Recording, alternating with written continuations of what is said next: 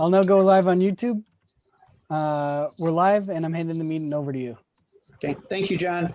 I'd like to call to order the Lyon Township Downtown Development Authority meeting, regular meeting of June 8th, 2021 at 7 p.m. Rose, would you, let's do a pledge of allegiance. John, can you get us the flag? I pledge allegiance To the flag, The flag. The flag of the United States of States of America, America, and to the to the republic, republic For which it for which it stands, one one nation, nation, under under God, God, under God, indivisible, indivisible, with with liberty. liberty and justice for all. It's a good thing we don't sing as a group. acapella.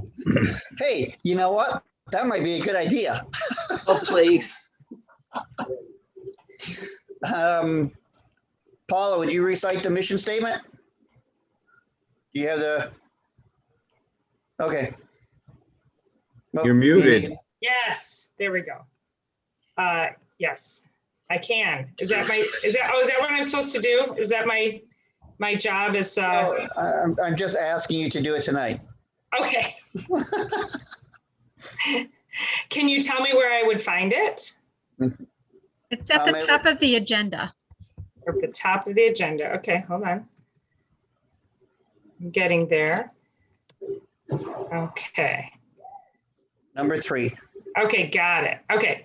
The mission of the Lyon Township DDA is to assist public and private development efforts to stimulate residential, commercial, and industrial growth and create a vibrant community where people live, work, and play.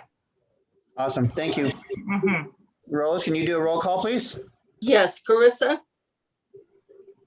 I am here in Lyon Township. Adorno, Sorry, Northville. Troy, New Hudson, You Paula, guys hear me? yes, Paula here, Commerce Township. Mark, Here in Brighton. Tim, The barber shop, New Hudson. okay, and Jason and John Dolan are absent. has everybody had a chance to review the consent agenda? I did want to make one comment. You'll notice under DLS Electric, we do have 2 invoices that are quite high. The one for 6,000 in particular. So just to give you an update, we were experiencing over the last couple of months some issues with our lights going out. And so in particular along Grand River and over by the West Roundabout, we had multiple lights that needed to be repaired. And if you recall, when those lights were put in initially, many years ago, I think it was maybe around 2009, the way they were installed, they were using up a lot of energy. So this is what I was told by Lanny, and that was that the electric bills were quite high. So the township went ahead and hired someone to go in and make some alterations to those lights, which involved changing out all of the heads on them. And the unfortunate thing is, the benefit to it was that our electric bills were reduced significantly. The unfortunate thing was then it kind of negated the warranty on those lights. But what we found is over time, they were starting to degrade because of the changes that were made to them. So we hired an electrician to come out because it was so dark in the roundabout areas without these lights that it became a safety issue. And so we had a company come out and do an evaluation. And this is the same company that did all of the changes to the light fixtures in the South Roundabout and all along New Hudson Drive West. And he said that he could, for the same price, fix those heads as well. And so John went ahead and made an executive decision based on safety and an emergency to get these replaced so that we could ensure that we had proper lighting. And that is what was done. So it was at a cost of $225 per head. And those 27 poles were exchanged out for LED lights that now shine brightly. And then in addition, all of the globes, because unlike the other lights, these actually have the big glass globes. All of those globes were taken down and cleaned and put back up. And so we were told that a dirty globe light in a downtown setting can actually reduce your lights by up to 30%. So not only did we get new LED light bulbs installed and fitted properly, but we also have cleaner globes on top of it too. So this has greatly improved the lighting in those areas. And then the other invoice is for repair and troubleshoot. We had some issues, again, degrading issues because of damage that had been done previously when one of the light poles was hit and it pulled out a lot of electrical wires. They thought that was repaired back then and it just degraded over time. And so we had to do some repairs there. And then we also had a car at some point in time where we have no record of when it happened, only noticed that a car had pulled up. It was probably heading, I guess would be westbound on Grand River, and entered onto the roundabout right before the brick sign that we have there, and took out one of our uplights and also destroyed some of the landscaping that was there. So those lights had to be repaired as well. So unfortunately, we can't go after someone to help cover that expense because we don't know when it happened or who did the damage, but we do know that it did occur. So those are just that I just wanted to provide some detailed recap on why we went ahead and made those changes and the costs associated with it. And again, because those lights have been changed over to more efficient LEDs, we should see a reduction then too in the overall cost of electricity to those lights. Cool. Good input. Thank you. Do we have a motion to approve the consent agenda? So moved. Can you detail that a little bit more, Mark? Certainly. I make a motion to approve the consent agenda for payments due May 2021.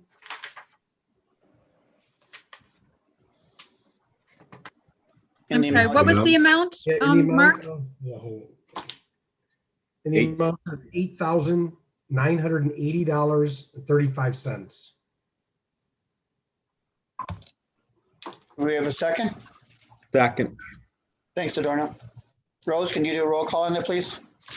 I sure can. Thank you. Okay, Mark, Yes. Paula, Yes. Troy, Yes. Adorno, Yes. Tim, Yes. Carissa, Yes. motion carried.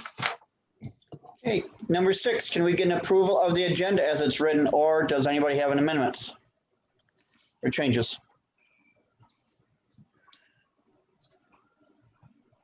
I make a motion to approve the agenda for June 8th, 2021 as written.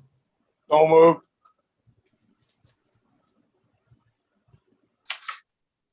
Carissa,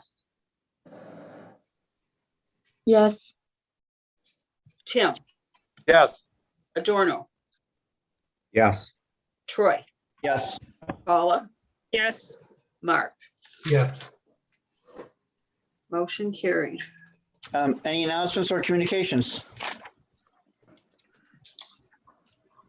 I don't know if this is the appropriate place to insert this, but I attended, there was an art fair called Art on the Grand over in Farmington. And I had about a minute on Sunday to go over and just walk through it and see what it was all about. And I just thought, I wonder if this is something that we could do here and set our sights for that kind of event. So, and perhaps that's a promotions thing, but I thought I would throw that out there and see what you all thought about something like that. What's interesting too about that too, Paula, is Farmington is very similar to Lyon Township and our DDA in that it's located on Grand River. Mhm. So this is a comment I'm making in particular for our newer board members too, is that when you see the streetscape design in that community, it would be very similar to what we're looking to achieve here. And it's interesting that they did art on the Grand because the promotion committee had been working on their event, which would be music on the Grand. So it's a nice play on the use of Grand River. But yeah, I saw that as well. They were marketing it very heavily on Facebook. I think it would certainly be something they can be brought up to the promotions committee, in the group. So nice. Okay. Anybody else? Nope. John, do we have anybody on from the public? There are currently no callers from the public at the moment. Okay, thank you. Unfinished business. Tina, you want to do an update on the search for the DDA director? Sure. So we continue to advertise for this open position. And one of the things that I wanted to run by all of you is a consideration of, oh, hold on, before I go that far, I just wanted to let you know, we did conduct an interview with the interview committee. I think it was about a week and a half ago now. And the person was a good candidate. They had a lot of experience, in particular in retail.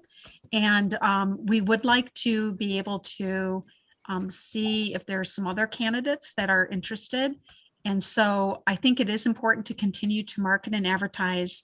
I did find that there is another community in Oakland County that is searching for a DDA director.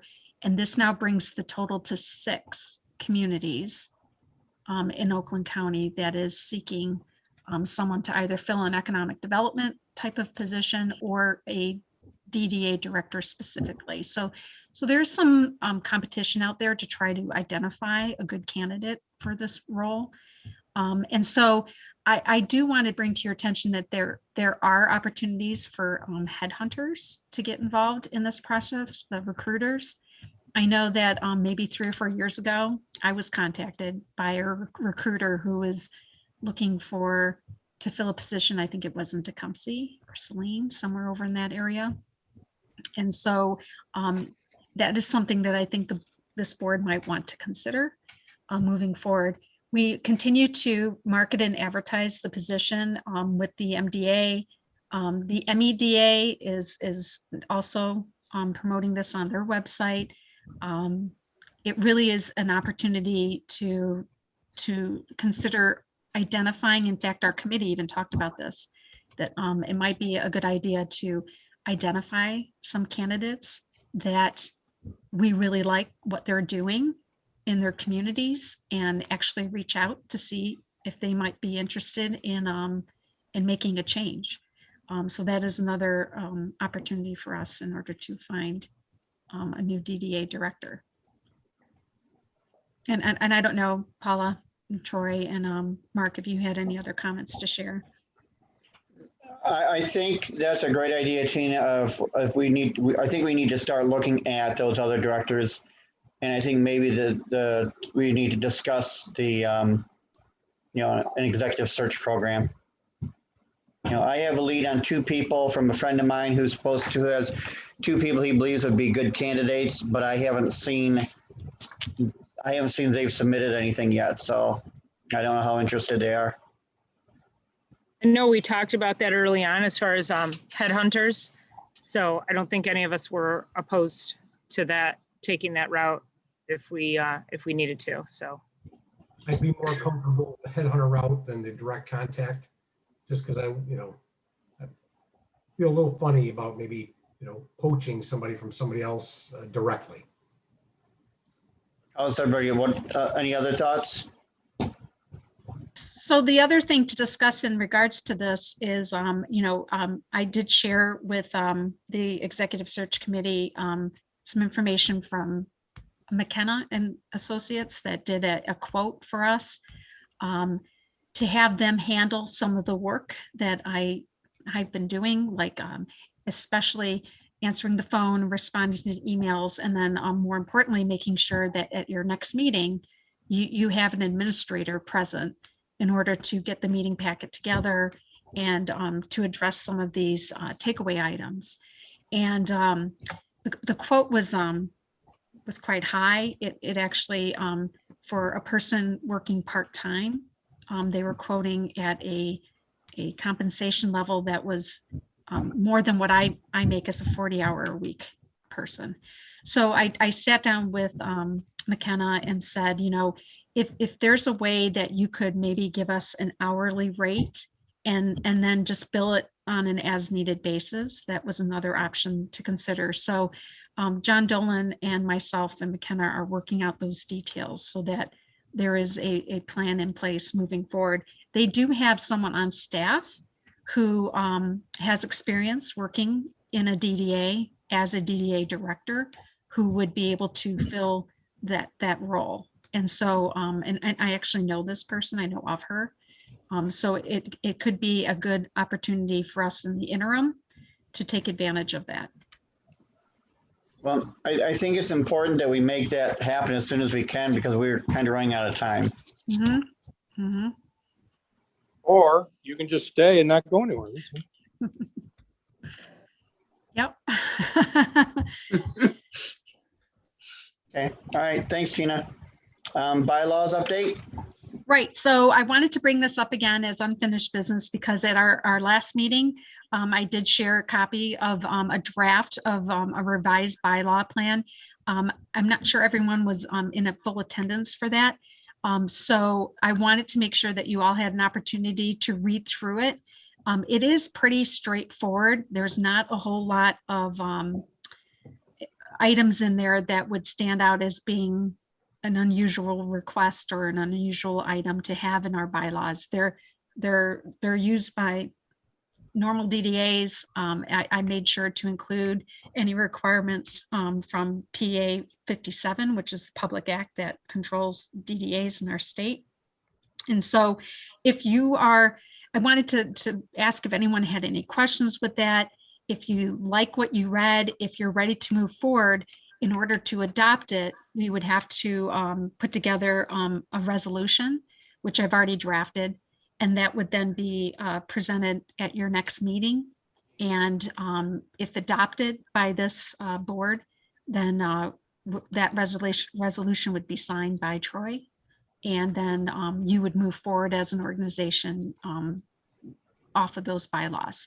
And one of the major things that we had talked about changing was the requirement that all chair people be DDA board members. And the thought was that there are some people who serve on these committees that could potentially serve as a committee chair, but they are not necessarily on the DDA board.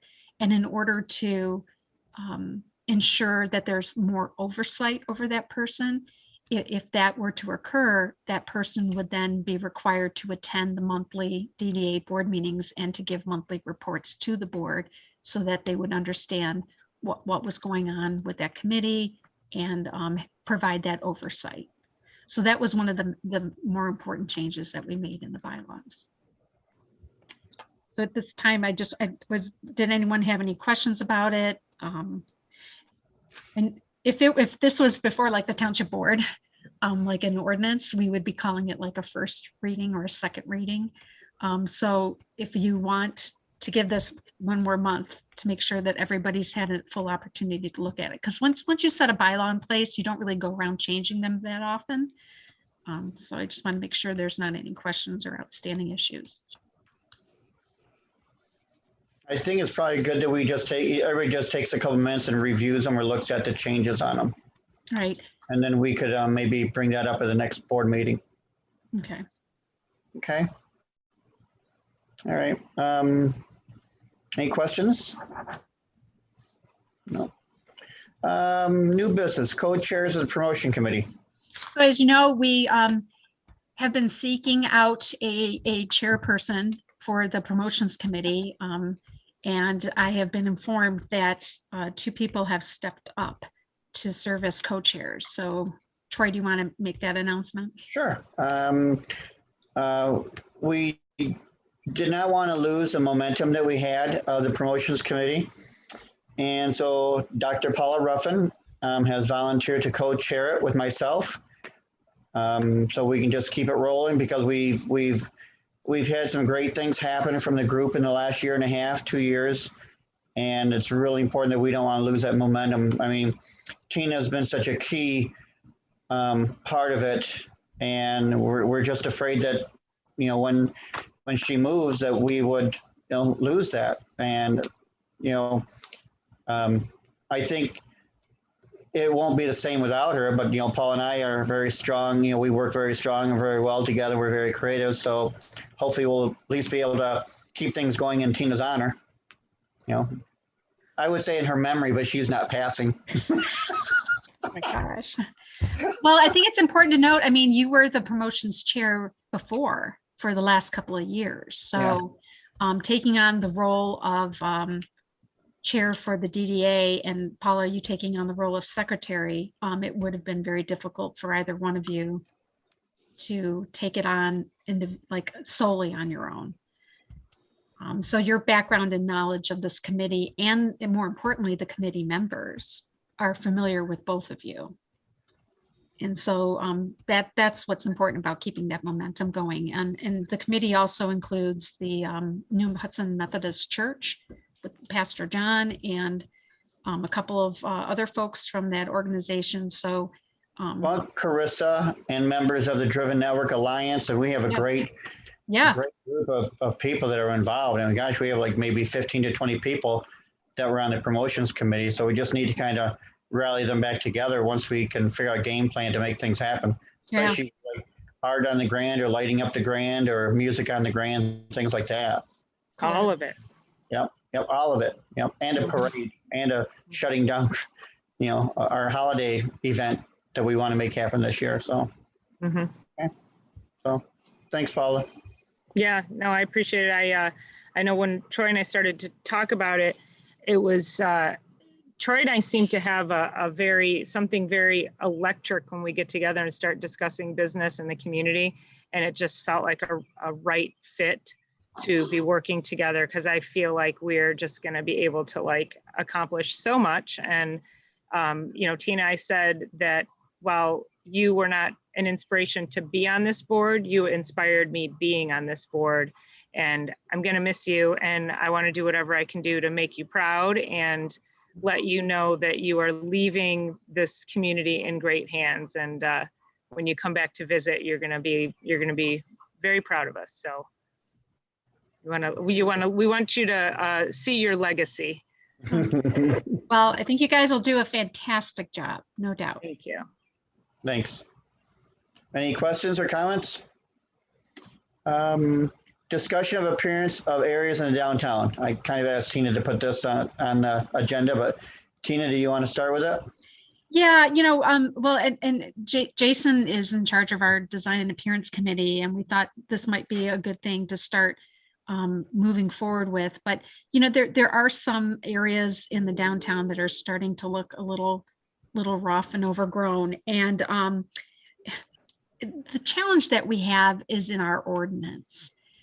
We don't have a lot of teeth in regards to addressing issues like properties that need to be mowed or are left neglected. And what's interesting about the ordinance is that it talks about a requirement to keep your property well maintained if you have a building on it. And so it makes helping maintain vacant parcels a little bit more challenging according to the ordinance. So Troy had mentioned in particular to me the parcel that is between the post office and the bike trail. And it is a vacant parcel. It is a deep parcel as well. And they try to do whatever they can up front, but the entire parcel is really overgrown. And so I've asked Mark Snyder, who's our enforcement officer, to look into this and see if there is a way that we can get that property owner to move forward in taking care of the property.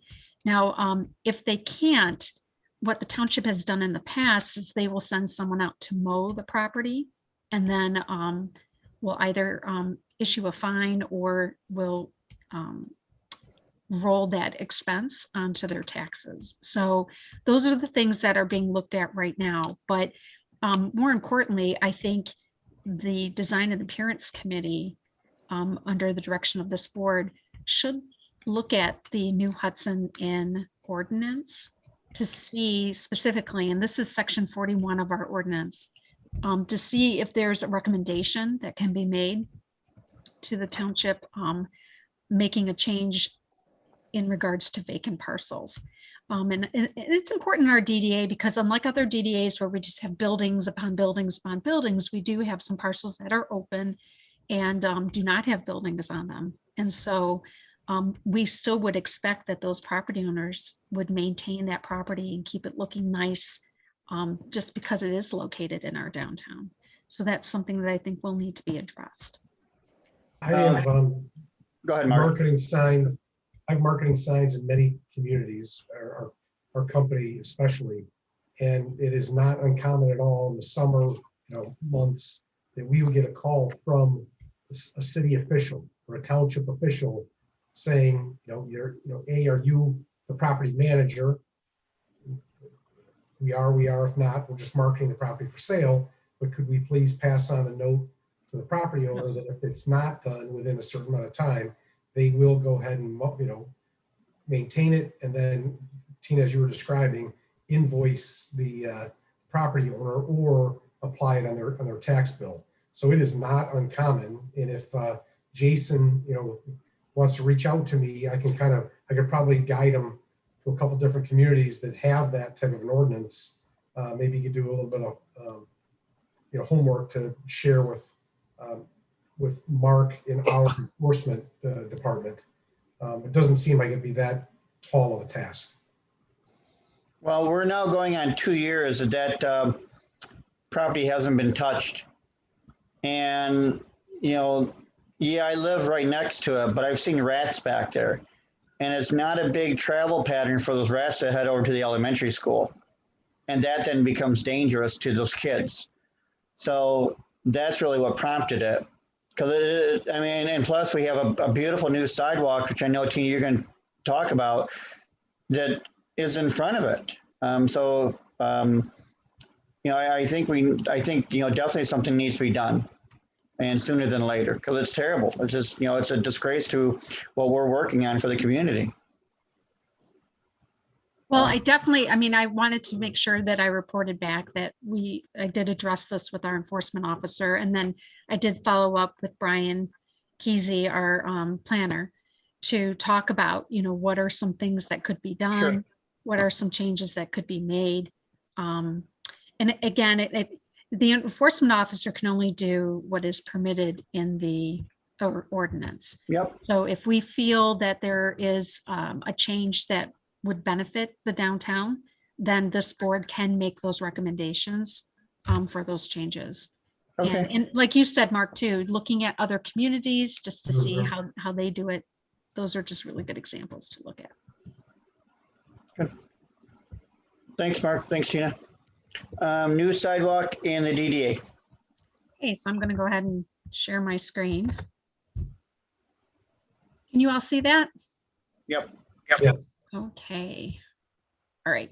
So this came up in part because of this, and this is actually the property that we were just talking about that has the high grass. You can kind of see it's a little overgrown here and it's a little worse in the back. And what'll happen sometimes too, just to recap real quick, is when there's property along a roadway and it is a deep parcel, sometimes the township will permit them to mow about 10 feet back.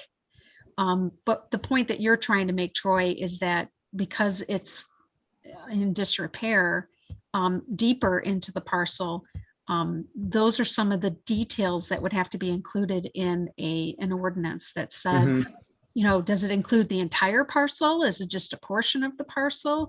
If it has no build, you have to add in the wording, any parcel, whether it has a building on it or not. You know, those are some of the things you need to talk about.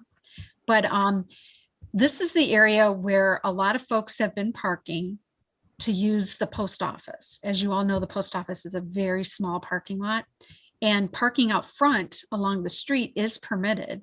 But there's not really any rhyme or reason on a layout.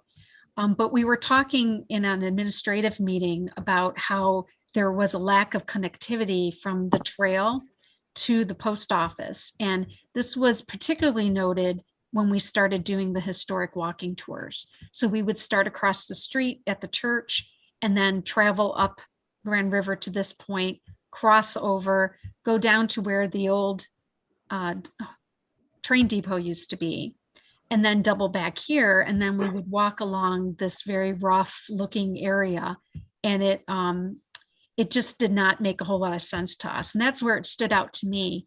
And then we started talking about how we have a lot more people riding their bikes on the trail and wanting to enter into the downtown to go eat. And they were having to only use access on this side of the road for the sidewalk. So the township agreed, and they actually spent money to have this sidewalk installed. So that did not come from the DDA funding, that came from the Township General Fund. And so this connectivity was made, and that just was completed. So my question went out to Leslie, because their group had, her team had monitored this project. And that was, well, what are we going to do with either side of this now?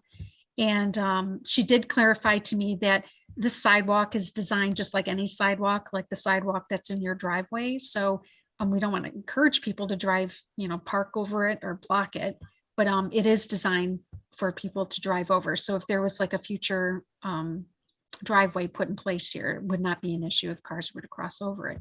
But what we don't want to see is like cars on this side or cars on this side. And all they did was put this in, do a little bit of grading, and they kind of left it as you see it. This is what it looked like today. These pipes are going to be picked up. I was a little disappointed in this, which I want to bring back to Leslie's attention, because she was told by the contractor that they would be filling this hole. Again, it's just gravel type of material that was put in. This has not been pounded down. It is not asphalted. This is just the way it looks. The other area that I brought to Leslie's attention is after it rained, we had a heavy rain after this was installed. And right over in this area, there was some flooding occurring. Where water had gathered on this side and had crossed over to this side. So she said that she was going to check with their engineers to see if there was some type of grading that could take place to prevent that from happening in the future. And I wanted to provide you with some different angles.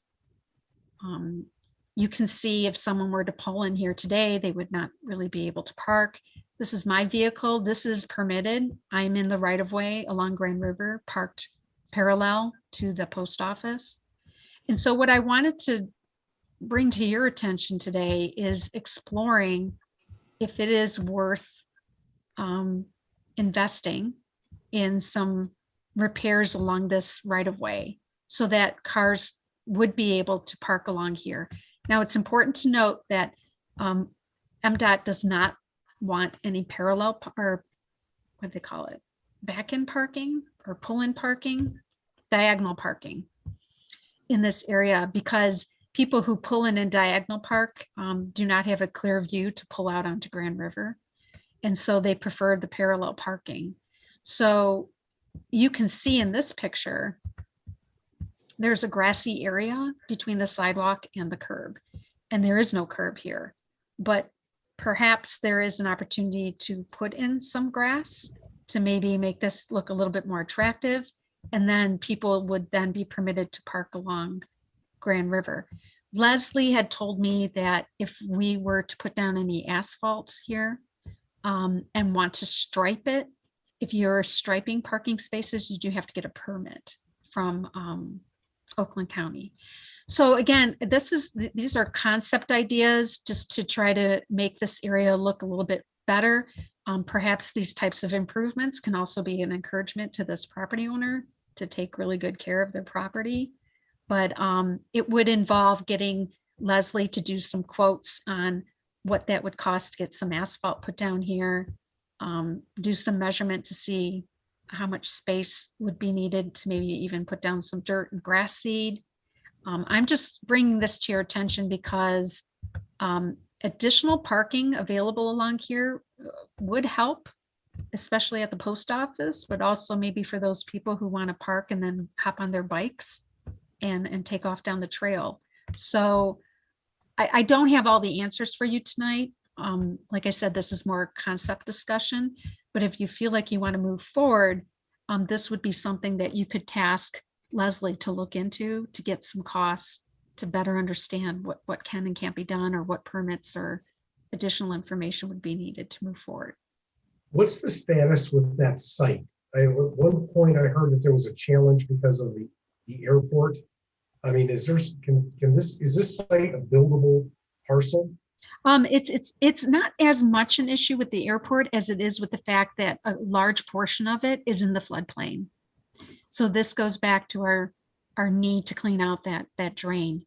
And some of the things that are being considered right now with the township, as you know, there's some federal monies that were received that need to be spent in the community for infrastructure improvements. And one of the ideas being toyed around right now is maybe some of those funds would be better suited if they were to be put towards that drain, so that we can help to alleviate the floodplain to allow for further development, not only of this parcel, but of the ring road and of other developments in the area.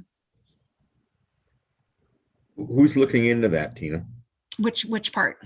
The drain? Leslie. Mike Leslie is, yeah.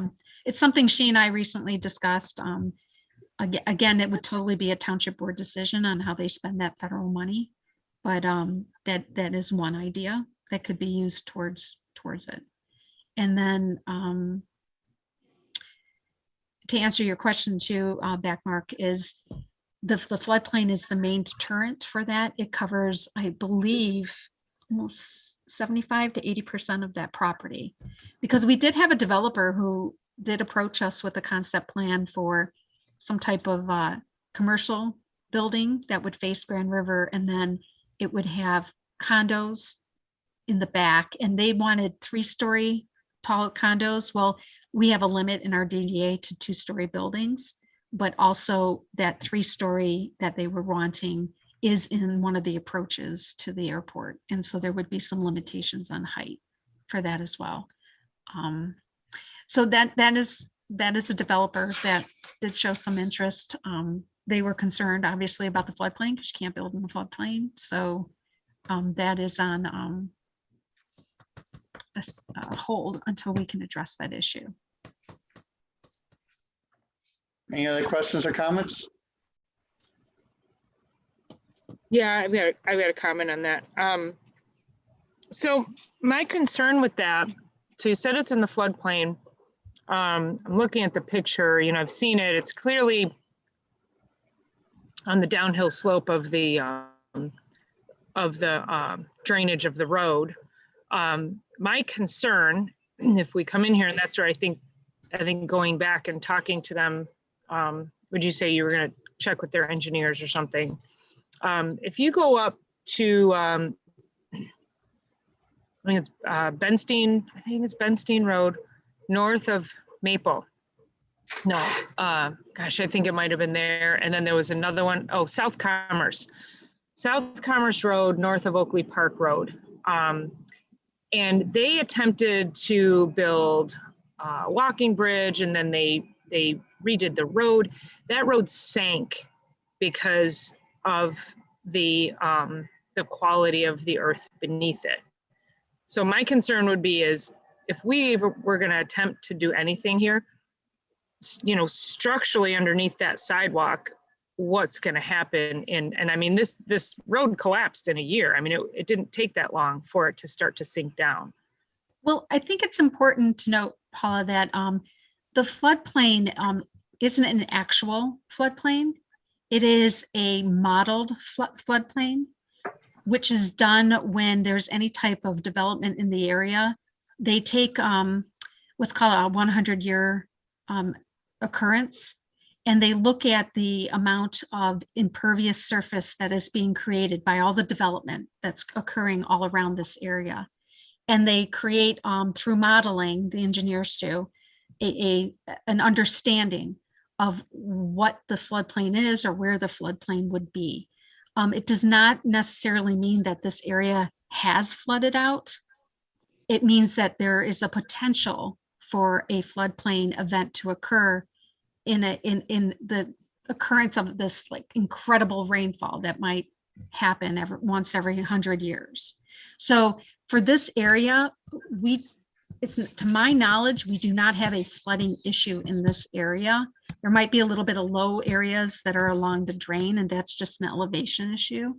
But overall, it's in a floodplain that is modeled to be a floodplain, not an actual one. Because you'll talk to people in the area who will say, well, we've never seen this area flood in forever.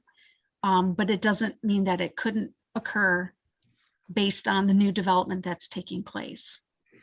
I hope I explained that better. I think Yeah. Leslie Oh, did yeah. a better job. No, that makes a lot of sense. Yeah, I would just be concerned about collapsing and buckling and, in a very short period of time, if there were, too much moisture underneath that land. Right. And that in this particular area of our downtown, that is not the issue. Okay. The only last comment I was going to make too is, because you said they were supposed to grade that, and obviously you're pointing it out, clearly not graded. So, is it, if we do something with it, it's probably not that big of a deal, but I just look at, if somebody says they're supposed to do something, complete the job, that doesn't even look completed to Right. me. So the north side was, you can see it's a little more smoother on the north side. And the other thing to note too, is that the property line is ending like right, I can't remember if it's going to be on this side of the sidewalk or just south of the sidewalk. So this is all right of way. So this property owner is not responsible for this right of way. And so I had reached out to the road commission on a number of occasions, asking them to make these repairs, to do this type of work. And their feedback was it just is not in their purview right now. It is not one of those priority projects that they work on. I think if this had any development in front of it, that would make that a higher priority. But because it is a vacant parcel, it's not as if people are coming and going and they're having to address this issue.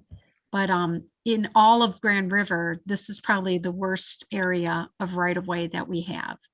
And so you can't really force this property owner to make those changes. And we've already had numerous discussions with the road commission on this. And they're saying, eventually when we come across some money, maybe we could throw it your way. So that's why I'm bringing this to the attention of the DDA, because it's not gonna have any immediate repair or improvement if we were not to get involved. But Leslie is looking into this part because it was, hey, can you fill this hole while you're at it? And they didn't do that. So I don't know if it was part of their scope of work in the bid that was done, or if they just said, hey, while you're at it and you're cleaning this area up, if you can just put some extra dirt in here, that would be great. So I'm waiting to hear back. What contract was that? Was this the county's contract to put this sidewalk in, or the city? No, it was hired by the township. Township, got it. Yeah, it went out to bid, and the bid was accepted by the township, and that was the contractor who put it in. So I don't know it offhand. I'm sorry, I don't know. They could have picked that up in their scope of work when they left the contract for it. Yeah, I like I said, I have an inquiry out to Leslie, and I just took these pictures today. So she hasn't seen this, and I would hope that she would get some feedback from her project manager on site. I think that's something we need to address in the future to get, and soon in the future to get it fixed, or at least to make it look, be presentable and usable.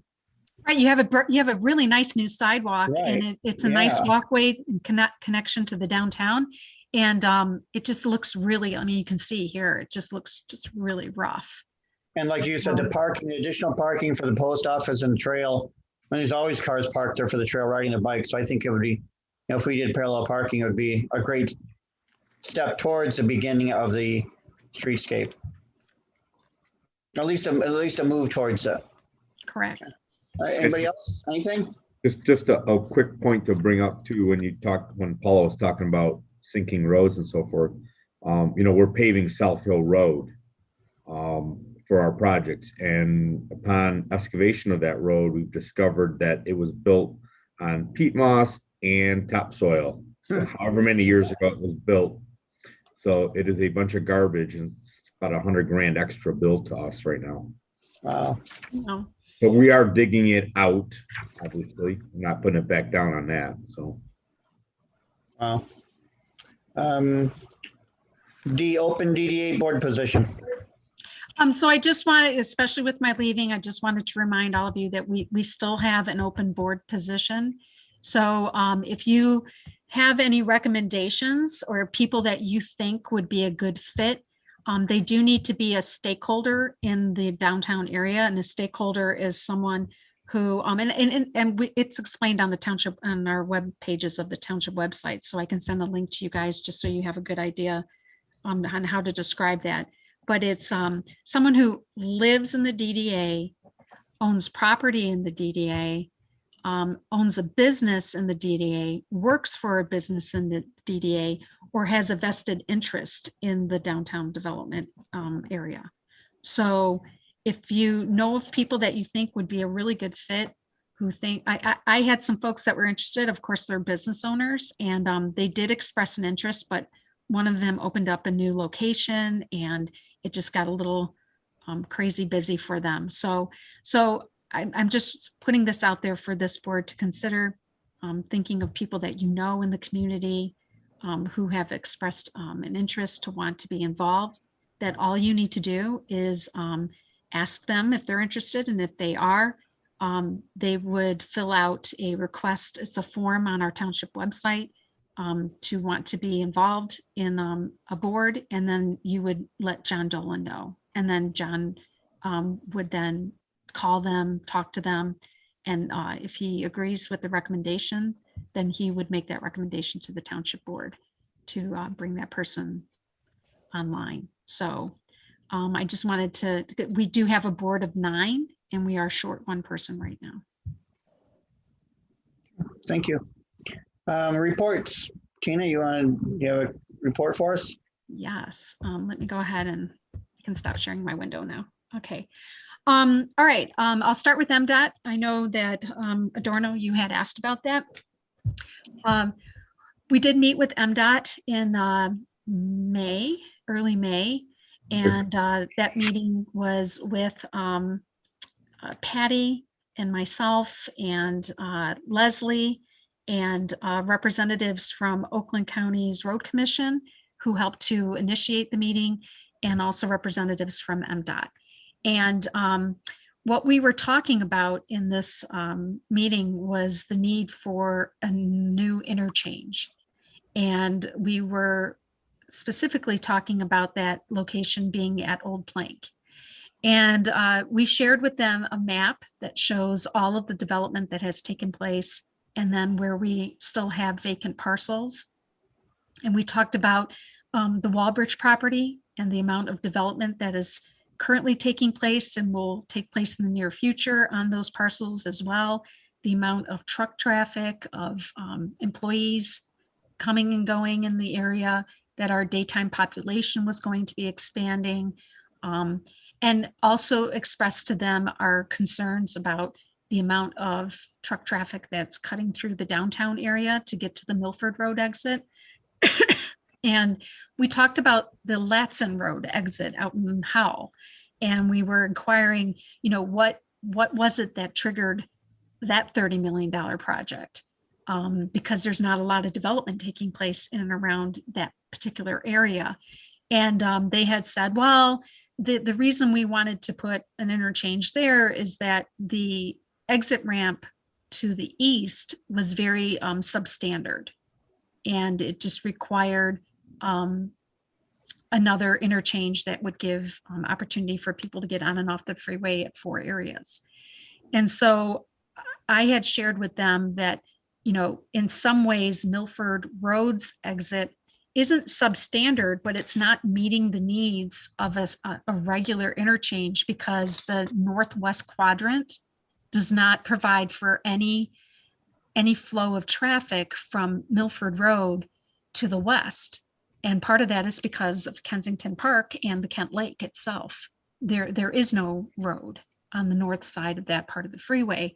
And then I explained to them how the same thing occurs on Kent Lake Road, that the only way to go westbound from Milford Road or from Kent Lake Road is to get on the freeway.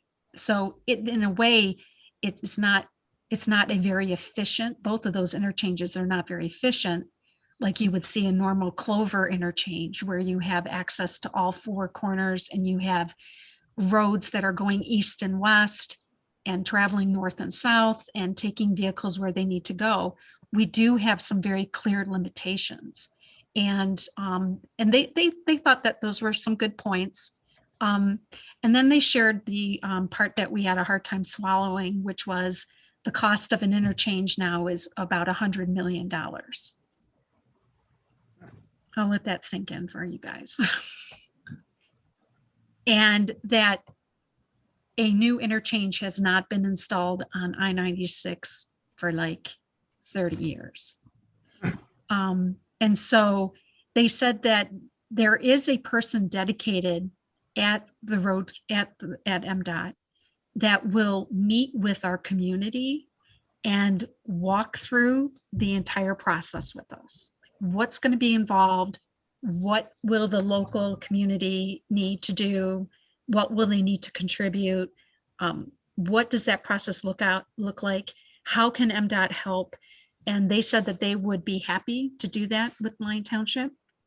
And they could do that over the summer. Like they said, we would be happy to meet with you guys and talk about what that process would entail.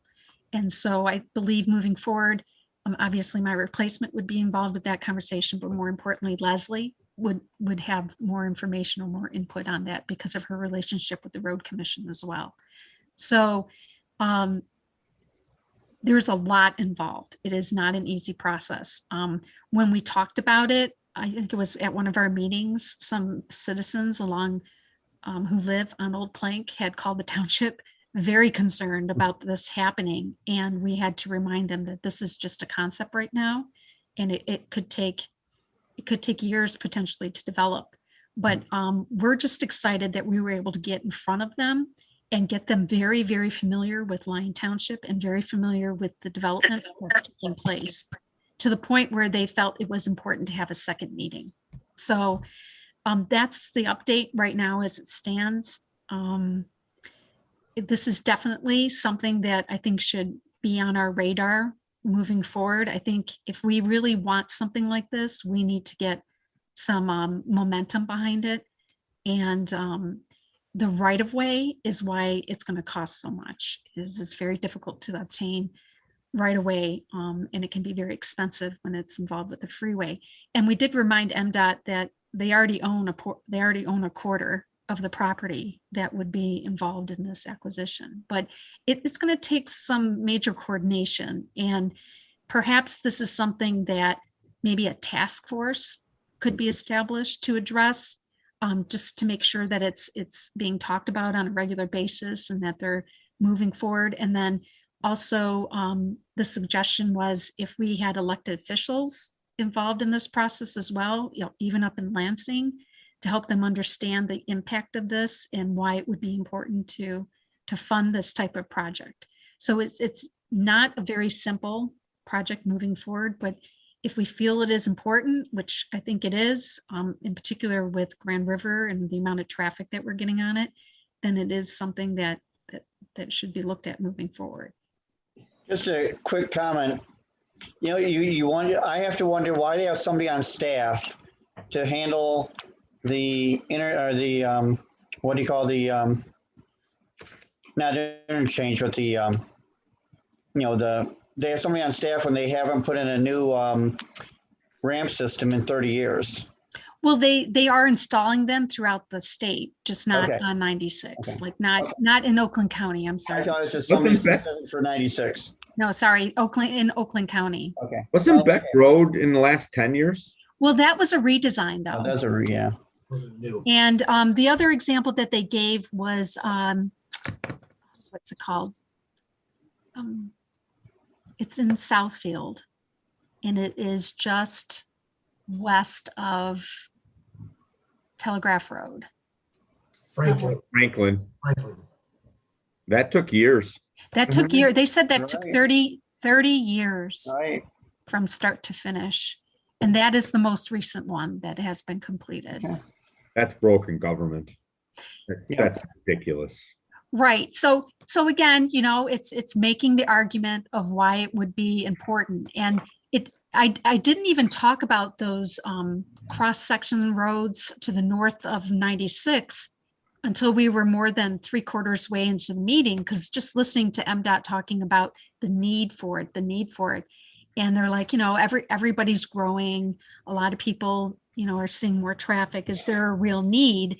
And then when I asked about Latson Road, I thought, God, they're not experiencing the kind of growth and industrial growth And that was- close to what we're doing. So They how, started that 10 years ago and they got it all done because I knew guys that developed out there, when that first was getting started. so that's when they said, well, if elected officials, so I thought, well, maybe that project had some support in Well, Lansing. So what do we do? How do we form a task force? Do we have to wait for our new replacement for you, or should we initiate this and take a vote or do something with it? Well, that MDOT said that they would be willing to meet with us again, and they said as early as June. So I really think a good person to start with is Leslie with that, because she was instrumental in working with the road commission after our strategic meeting on getting this meeting with MDOT to begin with. So if, and of course, engineering would be very involved in this process as well. So until my replacement can be found to be a part of that, that's a good place to start. Okay. I'd be happy to serve on something along these lines, and I will reach back Great. out to Leslie and Mark. I'm sure you could be the other influencer here that we can pull this together. I'd be happy to. You're right though. It's a task force. It's going to be a constant drumbeat, Exactly. drumbeat and a drumbeat and a drumbeat. Right. And I did want to let you know too that MDOT, or not MDOT, sorry, Road Commission does have a plan in place to do resurfacing of Grand River. And it looked on the map that it was going to go from Kent Lake to Napier. So they're looking at resurfacing all of Grand River, which is kind of a Band-Aid fix until they have more money that they can then do some major improvements. But it will help in the interim. And they did do some work at the curb areas along Old Plank. Old Plank is a gravel road from Grand River up to Pontiac Trail. And so we did talk about, well, would it help? Would it help if we were to get some funding to pave Old Plank so that it's ready for an interchange? And they said, well, obviously that wouldn't hurt, but that could be something that in the interim, while we're trying to push for this interchange, we could at least use some Category A funding because of the growth in all of these new jobs being created to help pay for that paving of that road. So that could be the first step in this process. But I think a task force working closely with MDOT could create some type of time frame and some type of phasing of project to get us to where we need to be in order to secure an interchange. Adorno and Mark, I think it'd be great if you guys could get something started, and then even just give us a quick report next month if you've had any progress, even a brief discussion with Leslie as to what the steps might be, because that would be I think it's key. And it'd be Is great if Leslie in town or is she on vacation? I believe she's in town. Okay, I just sent her a text message already, so. Awesome. It's nice to have, everybody is really on board with being a proactive member, I mean, we're making so many steps. So I think it's just I think we have a great interactive and proactive board now, so. Right, and every project has a starting point, right? Right. And some can be addressed quickly and we can see immediate results, and other ones just need to be kind of tackled over time. Well, with Adorno and Mark and, heading up the project, it'll be done next year. It sounds like anything less than 30 years is a win. Yeah, right? Think about it. Somebody spent their whole career doing this. Yes, Right. yeah, you're right. Yep. And Unbelievable. maybe even talking to Southfield and saying, hey, can we talk to some of the people that were involved in your project? And that could be a learning curve as well. Sure. Yep, awesome. Okay, moving Okay. on. Other items, we held a ribbon cutting ceremonies for CD Orthodontics and the Lion Dental Implant and Oral Surgery Center. These are two new businesses that are in the Lion Ridge Medical Center that was constructed recently. There are 2 additional suites that are open and available there. But we had a great ribbon cutting ceremony. They did it together. They set up tents. They had food trucks. It was a nice setup. And so that information was put into our township newsletter. And then I just wanted to remind everyone that if you want to look at these newsletters, I have contributed many articles to them. Catherine is the editor of the newsletter. She does a really good job of taking the photos that are provided to her and the content and just kind of putting it all together into something really nice. The newsletters are available online on the website, and they go back like to 2012. So you can log in at any time and look at the most current newsletter. Or if you'd like, you can go to e-notify, which is on our website. It is an opportunity for you to put in your email and or your phone and receive either an email or a text message letting you know when the next newsletter has been published. So that's another way to ensure that you're getting access to that. Contributing to the newsletter is something that I think the new DDA director should want to do. Just taking pictures of what's going on, getting the pictures from these ribbon cuttings, just doing a brief little write-up, and then submitting them to Catherine is kind of how that process works. Also, we had our 3rd historic walking tour. It occurred on June 4th, this past Friday. Because of COVID, Jennifer Redfern, who is our tour guide, she usually signs up about 20 people at a time, but she kept it at 10. And as of Friday, I think she had 8 of the 10 tickets sold out. And so they conducted a historic walking tour. I normally participate, but we were prepping for Kite Fest, so I wasn't able to participate in that one. But we do have 20 donated vests from Lowe's that are in a plastic container.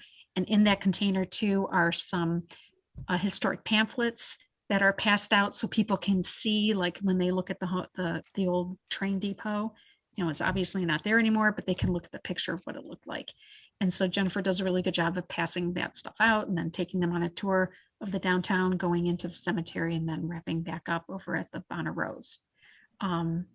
So that was a really exciting thing happening in the downtown in a weekend that was super successful. Kite Festival by far had its biggest turnout ever. Obviously, with a lot of folks missing it from last year, and then people, I think, just very excited to be outdoors and mask free. We just had a great turnout, and the kite flyers, the professional kite flyers who participate, we're super excited to be here. They have nothing but wonderful things to say about Lyon Township, and we host a dinner for them. Usually we go into the downtown area, but we did have some local food vendors that we were hoping to promote because a lot of them missed out on business during COVID with the lack of festivals. But we had someone back out, and sure enough, Cottage Inn stepped in to provide the meal for our kite flyers, and it worked out really well. And just FYI, Cottage Inn has a new name. So if you drive by and you see Becker's Bar and Grill, That is the new name for that restaurant. There's still going to be a franchise for the Cottage Inn Pizza, but if you recall, Cottage Inn Taverna was a concept for that franchise, and they were willing to test it out. And I think the owner had said that a lot of people weren't familiar with the word Taverna, and so they decided to change it to bar grill, so people knew that there was a bar inside as well, that you could go in and have drinks, but you can also go in and sit down and eat. And Sam is the owner, Sam Falk. He also expanded his menu. So this gave him a really good opportunity to provide meals then for our 35 kite flyers. So that was all catered.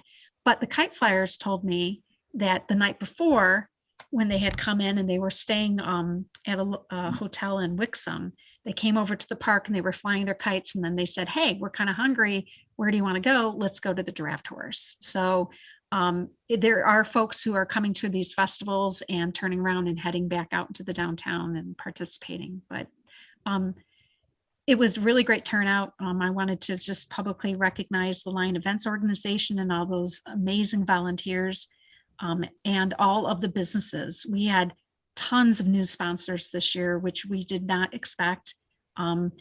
Leo was very cognizant of the fact that the businesses have been struggling due to COVID. So all of the sponsor levels were cut in half this year. And we ended up getting new sponsors that we just have never had before. And so we're really excited about that. Troy, I don't know if you had any comments that you wanted to share on Kite Yeah, Festival. just a couple. We had a record number of new visitors, people who had never been to the Kite Fest before, and people from New Hudson that had never been to the Kite Fest before. So it was exciting. It was so cute. I had one little boy who he was tugging on my shorts as I was outside the trail. I like to be outside the trail and greet people. There's a slushy trailer. And of course, we ended up buying the little boy a slushie. But I talked to the parents, and they've been in New Hudson for 2, maybe 3 years, and never knew anything about it. So they just thought it was awesome. The ethnic diversity that came was incredible. I mean, it was awesome. I mean, we call it the International Kite Festival, primarily because we have some kite flyers that come from Toronto or Montreal. But gosh, I mean, it was exciting to see all the new people from all over, from Dearborn, from Detroit, from Farmington Hills. So, I mean, it was just a great turnout. And it was a record number of people. We had probably, and I can only judge from our sales, but we had double the sales on Sunday in 4 hours than we had on Saturday in 8 hours. So, but gosh, it was just, it was a great day, or a great weekend, just a real great weekend to see people out. And again, the new people the first timers was awesome. So, I mean, the Kite Fest, I know the DDA gives a grant to the Line Events Organization for the Kite Fest. And I'll tell you, Leo really, really contributed to the success, and, you know, they, that grant is well deserved. So I can say. And we had a lot of businesses. If you were a sponsor, you got a booth. And so there were great opportunities, like CD Orthodontics participated. And it was a great opportunity for them to be a part of the community and reach out. There was a lot of excitement this year. And I think the Lion Board of Directors, those members do a really good job of going around and asking people, who are you? Where are you from? It's really, that feedback is very important. And the folks involved with Leo have been doing this now for, over a decade. And so they're very interested in knowing that. I drove people back to their cars at the end of the day, folks that couldn't wait for the tractor. And there was one couple that came in their transit van, and I want to say it was like an hour trip for them to come here, but they had heard about it and they just wanted to check it out. And they were just so pleased. They thought everything looked fantastic. They just loved Lyon Township and getting to know our community better. So we wanted to provide that feedback to this board, because the DDA director has in the past, myself, been very involved in that organization and being the liaison between that group and the township and helping to coordinate to make sure that mowings take place and that it looks really nice up in the park. And folks like Paul Peters and his team, they just did a great job. So I know it's a lot of feedback, but we just wanted to make sure that our DDA board knows what took place. I know Carissa, you were there. You had a booth. Did you have some feedback to provide?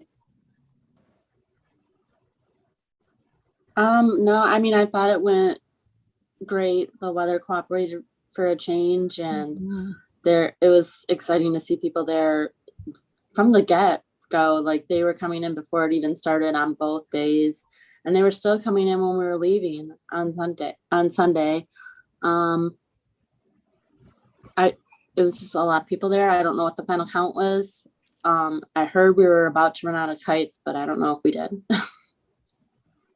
Yeah, I don't know either. That'd be good. We have had kites left over each year, but I would not be surprised if we ran out of them this year. Next, anything else? Yep.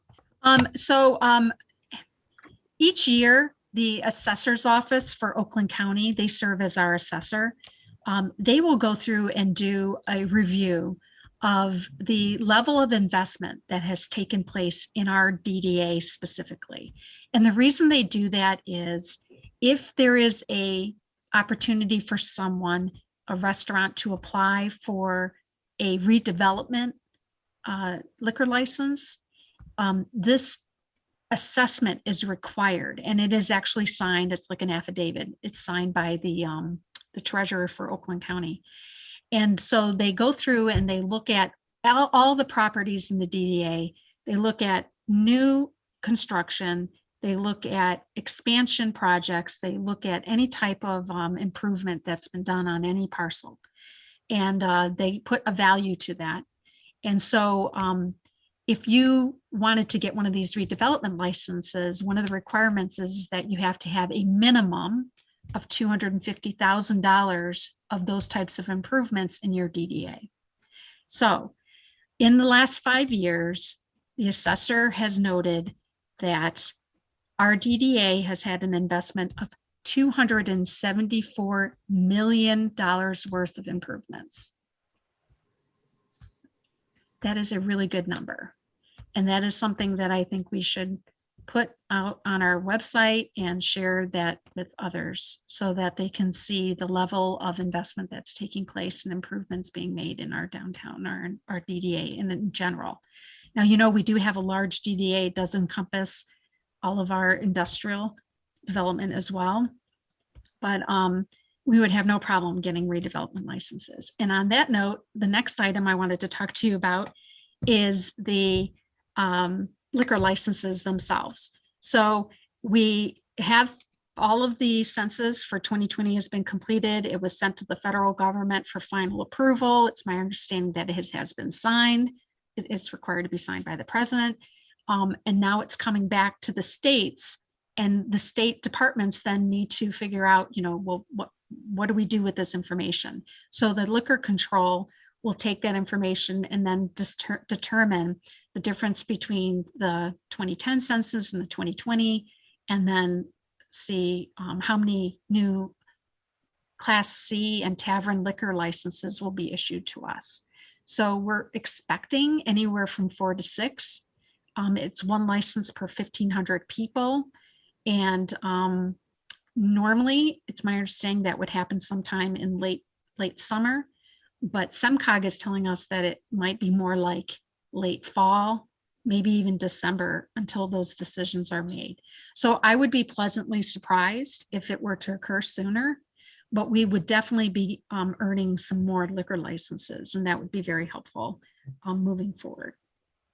And then once those licenses have been issued, then we have to wait another 10 years for the census to get some more. So what COVID has done is it has created a lot of new ideas and concepts in regards to the liquor control and how they issue licensing or having these social districts. So perhaps there could be some legislative influence over the next couple of years on maybe updating some of these rules and guidelines. Some of them have been around since Prohibition ended in 1930. So almost 100 years later, it's probably time to revisit some of those rules. And maybe instead of waiting 10 years to get these new numbers, maybe it's more like 5. And just so you know, too, I did reach out to Senator Runstead's office, and I did have a conversation about this issue and about the need for this to change, because if you look at the economic downturn and then the COVID, that all occurred within that 10-year period. Those are huge changes that affected all of these businesses and our ability to get new licensing. And a lot can happen in 10 years. So why we wait to do these issuing of new licenses every 10 years doesn't make a whole lot of sense in our modern society. So anyways, I just wanted to let you know about that. And then also, I had mentioned earlier that we had to pack up everything this past week in our office. The old part of the office is being demolished in some areas and updated and remodeled in others, but everybody had to be out. So all of our offices had to be packed up, every folder, every piece of paper, down to like pencils and pens and paper clips. And that all had to be packed up. And then most of the office has moved now into the new addition. We have people sharing offices right now until the remodeling can be completed, and it is estimated to be about 3 months to take place. And then after that, people will be reassigned back to where they should be, and we will have plenty of room. It's something like 10 new offices, multiple cubicles to be added so that we can get more people on board. It's my understanding that the DDA office will stay where it was. And it may have the 2 offices side by side. So if you have a new DDA director and if they hire somebody to work with them part-time, or maybe even a secondary full-time position, those offices will most likely stay where they are. So there's a lot of changes going on right now. And then for the DDA database, as you know, the database that Troy and I have worked on for a number of years, just making sure that we have a listing of all the businesses that are in our community, especially in the DDA. But that entire database is tracked and maintained in Outlook, and it is tied to my email account.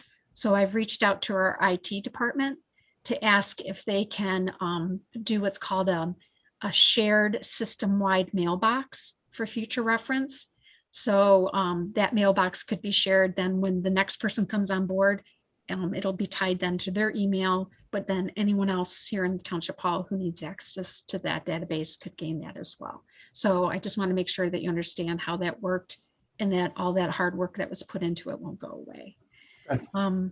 I wanted to give you guys an update. I was hoping to get the feather flags out, the dine local, shop local, before I left, but unfortunately I haven't had time for that with the move and everything. So they are stored in the water tower along with the stakes, and they can be installed, but it would most likely require either a volunteer effort or maybe hiring someone to assist.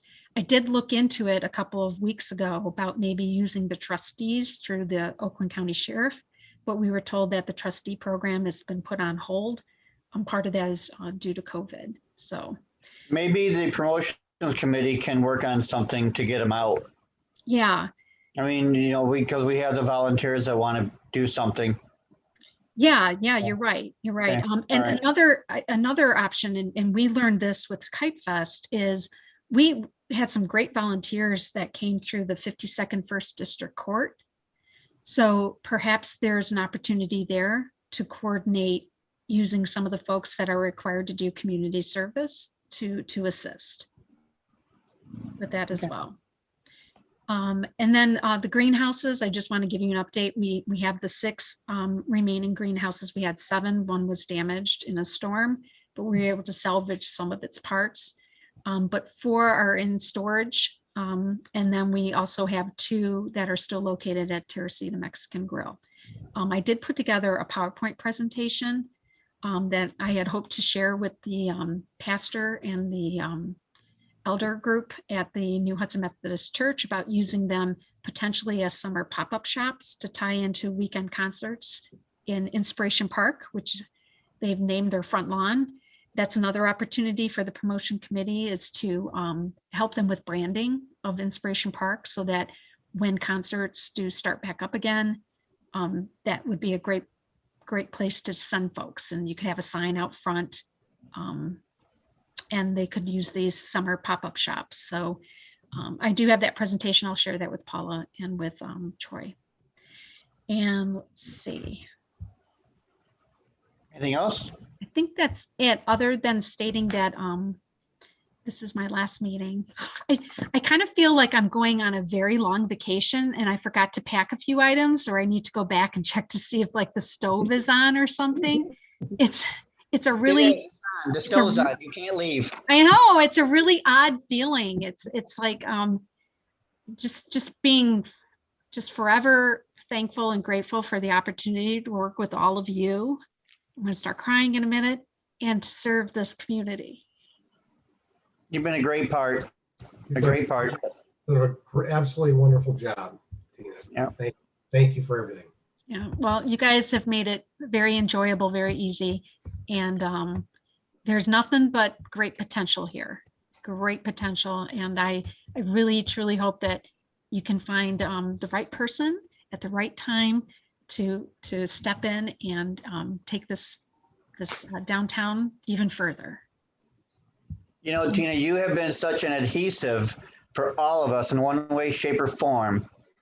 And you have such a different relationship with everybody on this board, but you've brought everybody together. So I think, you know, with you moving, you need to be very proud of what you've done with this board, because you've designed this board. You really have. You know, you brought us all together. So, you know. Well, what did they say? It takes a village, right? Yeah. Yeah. So, but that concludes my report. Wow. Awesome. Thank you. Mark, Economic Restructuring Committee. I would say, how do you follow that? Right. But I have nothing to report. Promotion Committee, Paula, you want to add? You want to give a report? Only that I'm super excited. We're gonna blow it up. We're gonna make Tina proud.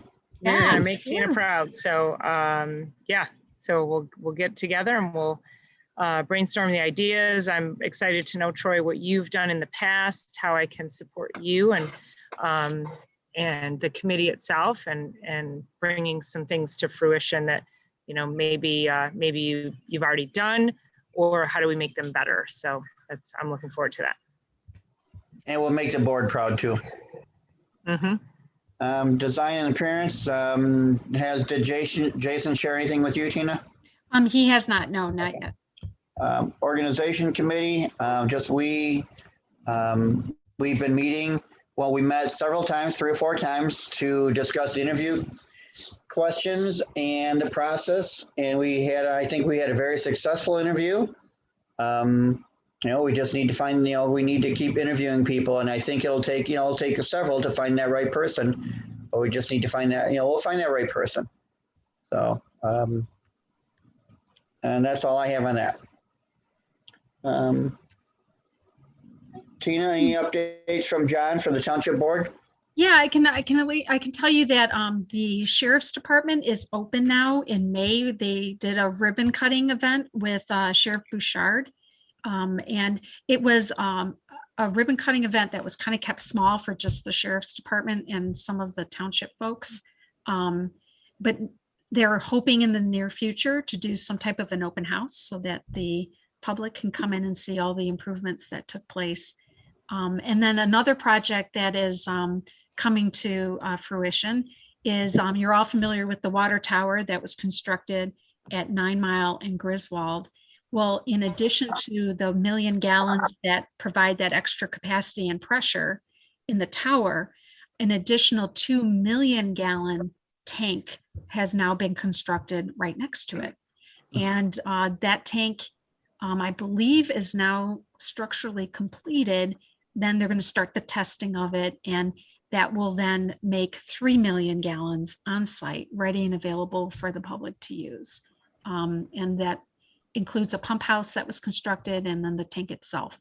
So the tank is very similar in design to the one that is on the tower. It's going to be branded with the township information on it. And a lot of people, we're still working on this with the water department, is there's a kiosk at the base of the water tower. And anyone who needs water, even if it's just like 5 gallons of water, and it's not potable, it's not for consumption, it's just for landscape use and whatnot, you can pull up to you can call the township and open an account. And then with that account, you can then pull up, punch in your code, and you can download any type of water amount that you need.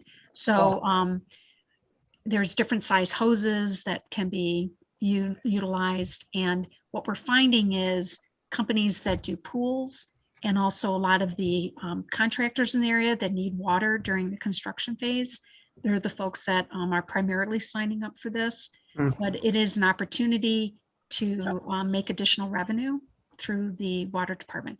And it's very important too to note that all of the projects that I just mentioned are not paid for through the general fund. It is not used with township tax-paying money. All of these projects are funded through the Water Enterprise Fund. And the Water Enterprise Fund is formed by all of the fees that all of the water users pay. So whenever you get your water bill, you pay that, all of that money goes into the enterprise fund, and it can only be used for the water enterprise projects and infrastructure. So the tower, and we're supposed to be getting a second tower as well. So that, and then the changes that are happening here at Township Hall, those are the major projects that are being worked on this year. Hope that if anyone has any questions, let me know, or you can reach out to John Dolan. And then of course, if anyone wants a tour of the new water plants that have been completed, you can reach out to John as well. He's happy to take you on a tour. Oh, and the water softening was approved through DEQ, but they're just having to jump through a few more hoops. This week? No, it was approved. I want to say 2 months ago. But then of course you have to go through the permitting and that process. And all right, yeah, because I talked to Anthony this week, because we have a strong potential tenant for LDC1, and they obviously water hardness. They need to understand what needs to be done to treat the water. And I explained to them, hey, Zeiss, is cutting optics and measuring devices, and there's a lot of technical stuff there happening. So we're trying to get their report too. Yeah, and that really was one of the reasons to move forward with this. Is you have people who use water in the manufacturing process, or heck, even our baristas here with their coffee. You want to try to reduce the hardness. And in Michigan in general, pretty much all of the northern part of the country, we have a lot of hard water. And I think our grains, it's measured by grains. Yes. And our grains were anywhere from 17 to 22 grains, which is really hard. Now they're proposing, and I am not an expert on this, I'm just sharing this information. If you want to learn more, you can contact the experts with the township. But they want to try this water softening system would reduce it from like 17 grains down to like 9, which is a huge reduction in the softening process. So, and then of course they installed the iron removal system as well. And that is measuring at like 0.0 particulates. So the amount of work that's being done on improving our water system here in the township is quite significant.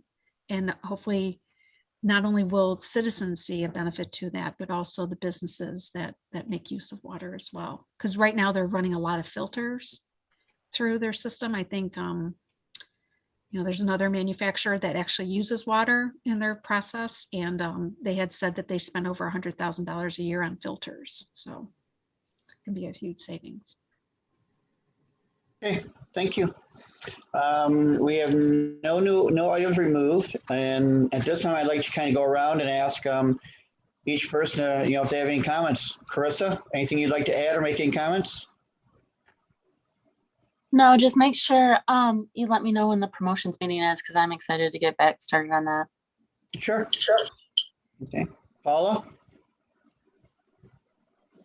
Just want to wish Tina, I'm going to cry. Just want to wish you the best of luck. You're going to be so missed. I love seeing your smiling face, and I just appreciate all you've done. So I'm going to miss you so much. Thank you. Tim? Tina, it's been a long road. You've done a great job. Nothing more I can say. We love you. We're going to miss you for sure. Hey, life changes, and good luck with your journey down in Florida. Thank you, Tim. Adorno? Yeah, kudos, Tina. I met you before I got on this board for some time, and you were one of the people that sort of convinced me to get on this board. So good luck to you. I get to see what you're doing through your Facebook. Yeah. We're good.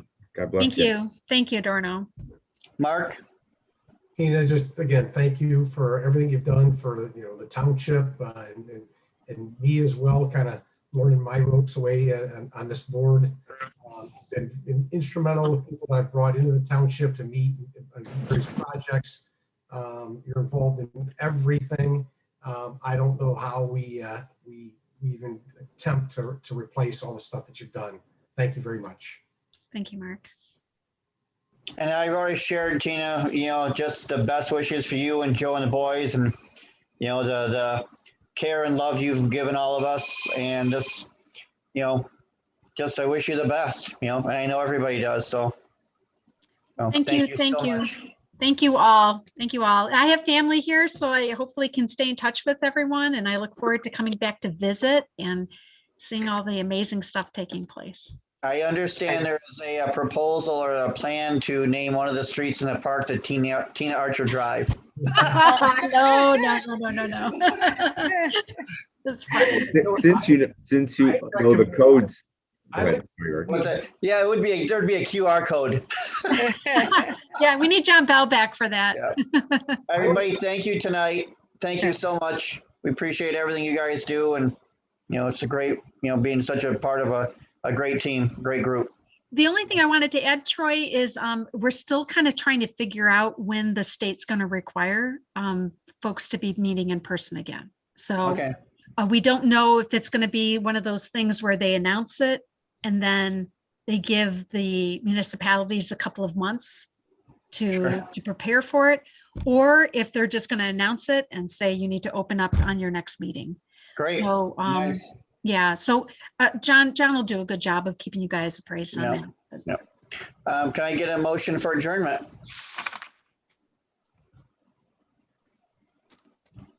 I'll make a motion to adjourn. So moved. Do we need a roll call, Rose? Yes, we do. Okay, let's have it. Carissa, Yes. Paula, Yes. Mark, Yes. Troy, Yes. Tim, Yes, ma'am. Adorno. Yes. Okay. Wow, Tina, your last roll call that you've been present for. Thank you, Tina. All right, you guys, listen, you have a great evening. We'll talk soon. Good night. Thank you so much. All right.